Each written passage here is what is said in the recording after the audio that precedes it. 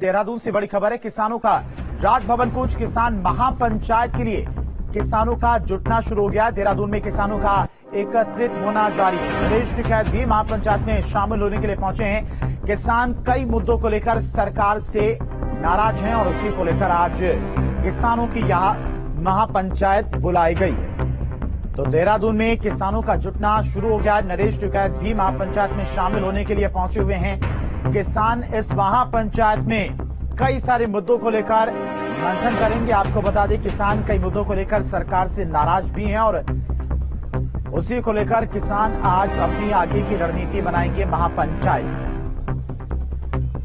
तो आज किसानों की महापंचायत देहरादून में बुलाई गई है, जहां पर किसान नेता राकेश टिकैत भी पहुंचे हुए हैं और कई संगठन के तमाम किसान नेता इस महापंचायत में शामिल होने के लिए पहुंचे हुए हैं। देहरादून में किसानों के एकत्रित होने का सिलसिला भी शुरू हो चुका है।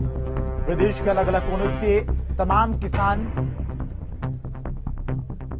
इस महापंचायत में शामिल होने के लिए पहुंच रहे हैं। तो देहरादून में आज किसानों की महापंचायत है।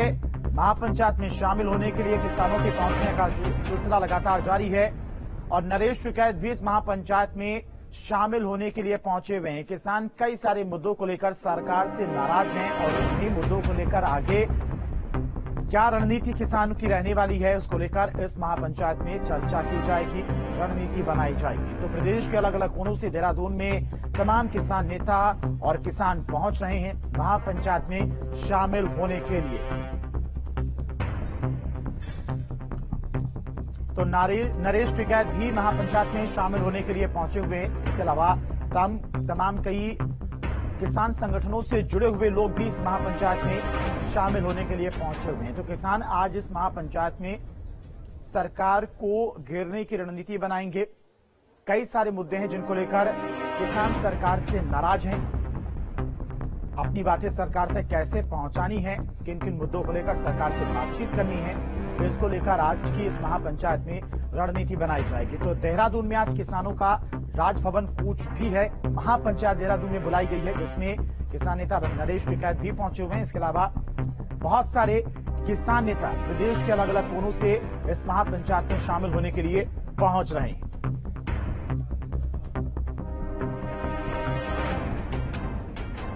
तो अपने मुद्दों को लेकर किसान नेता आज एक बार फिर से देहरादून में एकत्रित हो रहे हैं, जिसमें देश के तमाम बड़े किसान नेता शामिल होंगे। और इसी खबर पर तमाम सारी जानकारी के साथ में देहरादून से संवाददाता सुरेंद्र डसीला हमारे साथ जुड़ गए। सुरेंद्र, किसानों की तरफ से आज महापंचायत देहरादून में बुलाई गई है। सबसे पहले तो इस महापंचायत में कितने किसान शामिल होंगे, इसके अलावा कौन बड़े किसान नेता इस महापंचायत में शामिल होने वाले हैं, मुद्दे कौन से रहने वाले इस महापंचायत में?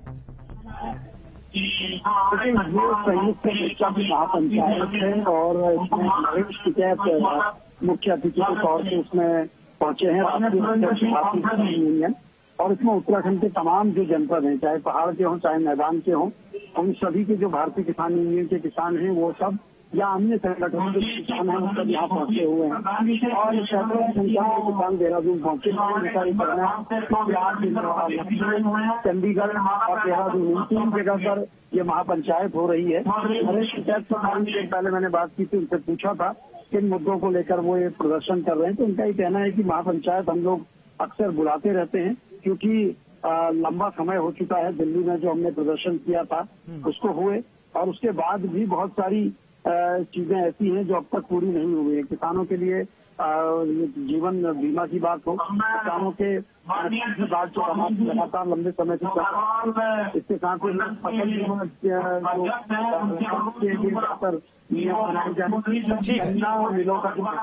ठीक है सुरेंद्र, तमाम सारी जानकारी के लिए आपका बहुत बहुत शुक्रिया। तो देहरादून में आज किसानों की महापंचायत बुलाई गई है, जिसमें तमाम सारे मुद्दों को लेकर आज किसानों की तरफ से चर्चा की जाएगी। किन किन मुद्दों पर सरकार से बातचीत करनी है उसको लेकर चर्चा की जाएगी, आगे की रणनीति बनाई जाएगी।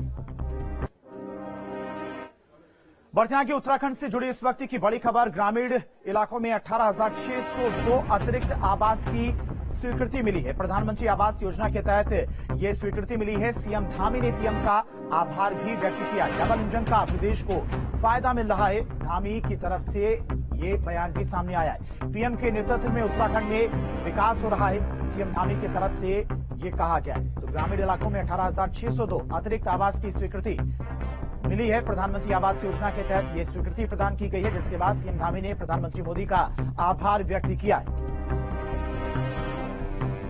सीएम धामी की तरफ से ऐसे स्वीकृति मिलने के बाद बयान भी सामने आया। उन्होंने कहा कि डबल इंजन का प्रदेश को लाभ मिल रहा है, फायदा मिल रहा है। पीएम के नेतृत्व में उत्तराखंड में विकास हो रहा है।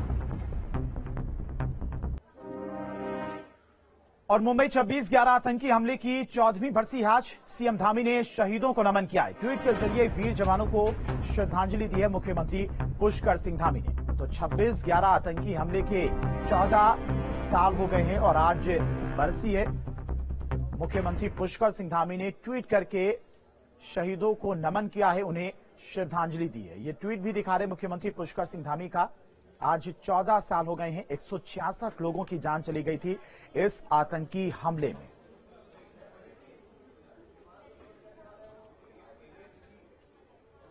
और देहरादून से बड़ी खबर है, संगीत नाट्य अकेडमी पुरस्कार का ऐलान हुआ है। उत्तराखंड के 9 लोगों को मिलेगा संगीत नाट्य पुरस्कार। साल 2019, 2020, 2021 के लिए यह पुरस्कार दिया जाएगा। 128 कलाकारों को एकेडमी ये पुरस्कार देगी। प्रोफेसर दाताराम पुरोहित को पुरस्कार मिलेगा। इसके अलावा लोक संगीत और नाट्य विधा के लिए पुरस्कार दिया जाएगा।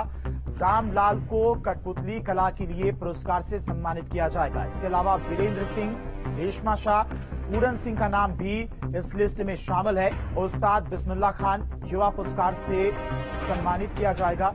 जगदीश गौड़ियाल, भैरव दत्त तिवारी को भी अमृत पुरस्कार से सम्मानित किया जाएगा। नारायण सिंह, जुगल किशोर पेटशाली को भी अमृत पुरस्कार से सम्मानित किया जाएगा।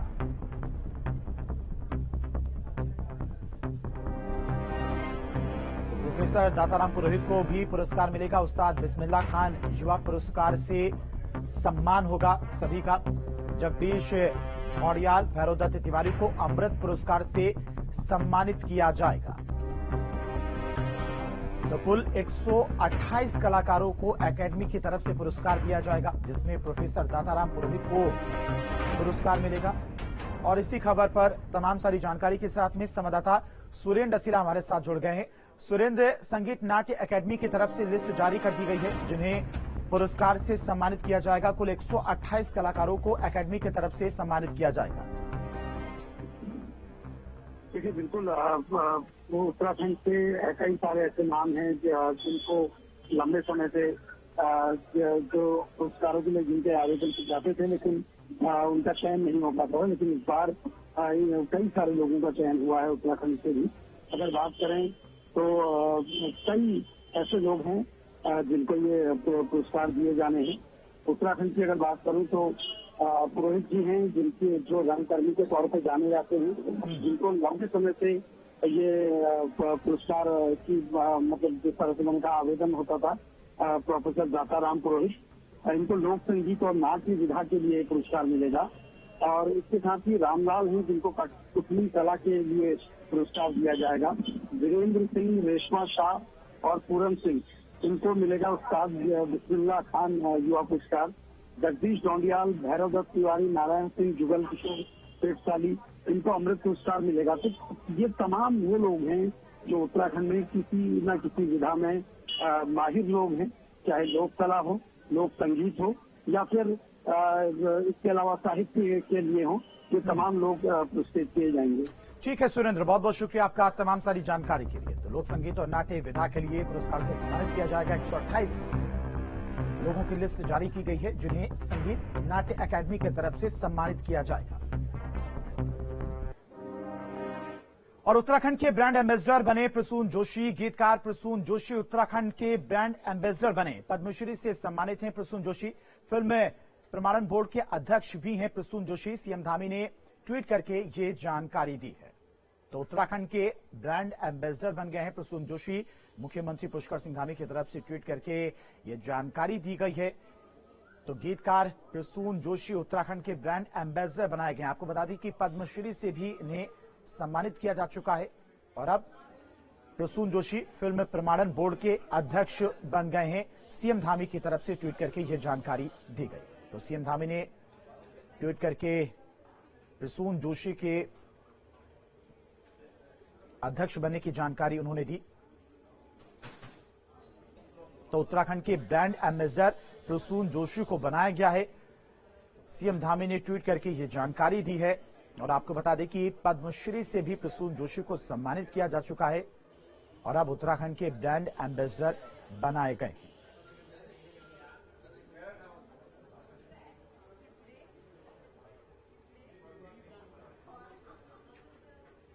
तो सीएम धामी ने ट्वीट करके कहा कि उत्तराखंड के गौरव प्रख्यात कवि, गीतकार एवं वर्तमान में फिल्म प्रमाणन बोर्ड के अध्यक्ष पद्मश्री प्रसून जोशी जी को हमारी सरकार ने आज आधिकारिक रूप से उत्तराखंड का ब्रांड एम्बेसडर नियुक्त किया है।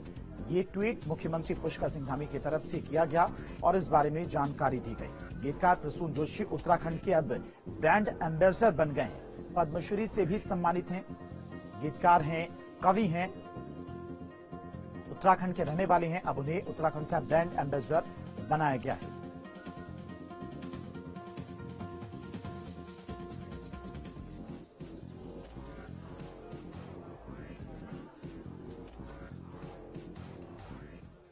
और उत्तराखंड में वक्फ बोर्ड के तहत आने वाले मदरसों के नवीनीकरण पर शंकराचार्य स्वामी अविमुक्तेश्वरानंद ने अपनी सहमति जताई है। सभी संतों ने मदरसों को एनसीईआरटी से जोड़ने के लिए उनका स्वागत किया है। साथ ही स्वामी अविमुक्तेश्वरानंद ने कहा है कि देश भर के कई मदरसों में अनैतिक कार्यों के लिए सरकार नैतिक कार्य कर रही है। तो हरिद्वार में आईआईटी रुड़की का दीक्षांत समारोह का कार्यक्रम भी धूमधाम से मनाया गया। वो खबर भी आपको दिखाते हैं। कार्यक्रम में कई पुरातन छात्रों ने शिरकत की। दीक्षांत समारोह में क्या कुछ खास रहा, हमारी इस रिपोर्ट में देखिए।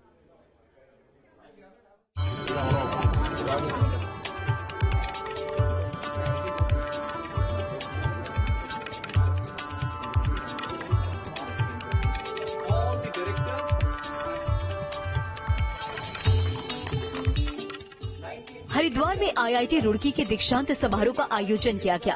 कार्यक्रम में लोकसभा अध्यक्ष ओम बिड़ला ने शिरकत की। उन्होंने छात्रों को बधाई दी।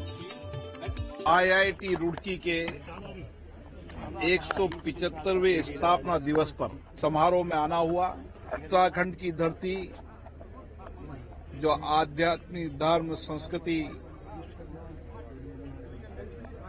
गंगा माँ, बद्रीनाथ, केदारनाथ, गंगोत्री, यमुनोत्री, आयुर्वेद, योग, विज्ञान की धरती है।